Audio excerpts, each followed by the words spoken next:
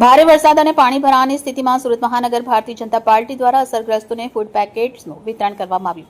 આ કામગીરી દરમિયાન ગુજરાત રાજ્યના નાણામંત્રી અને સુરત મહાનગરના પ્રભારી શ્રી કનુભાઈ દેસાઈએ સુરત મહાનગર ભાજપ કાર્યાલયની મુલાકાત લીધી હતી.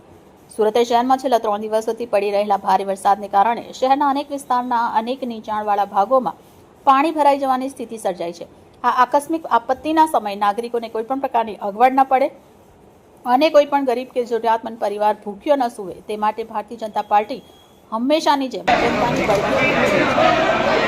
જનતા પાર્ટીના નેતૃત્વ હેઠળ પાણી ભરાયેલા પ્રભાવિત વિસ્તારોની મુલાકાત સમીક્ષા કરવામાં આવી છે અને જે વિસ્તારોમાં પાણી ભરાવાને કારણે લોકોના ઘરની રસોઈ બંધ થઈ ગઈ છે અથવા લોકો ફસાયેલા છે તેવા તમામ પરિવારો માટે શુદ્ધ અને પૌષ્ટિક ભોજન હજારો ફૂડ પેકેટ્સ તૈયાર કરવામાં આવ્યા છે. ત્યારે આ કામગીરી દરમિયાન ગુજરાત રાજ્યના નાણામંત્રી પ્રભારી શ્રી દેસાઈએ પણ સુરત મહાનગર કાર્યાલયની મુલાકાત લીધી હતી. ભારતીય જનતા પાર્ટી સુરત મહાનગરના ઉત્સાહી કાર્યકર્તાઓ ઘૂંટણસમા પાણીમાં પણ જઈને જરૂરિયાતમંદોના ખર્ચથી ફૂડ પેકેટ્સ પહોંચાડી રહ્યા છે.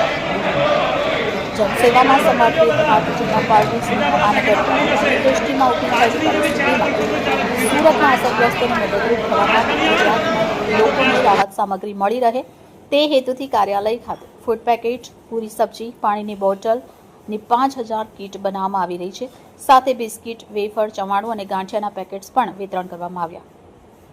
ભાજપનો મંત્ર સેવા હી સંગઠનના સૂત્રને સાર્થક કરતા જનસેવામાં સમર્પિત ભારતીય જનતા પાર્ટી સુરત મહાનગર દ્વારા અતિવૃષ્ટિમાં ઊભી થયેલી પરિસ્થિતિમાં સુરતના અસરગ્રસ્તોને મદદરૂપ થવા માટે હંમેશા તત્પર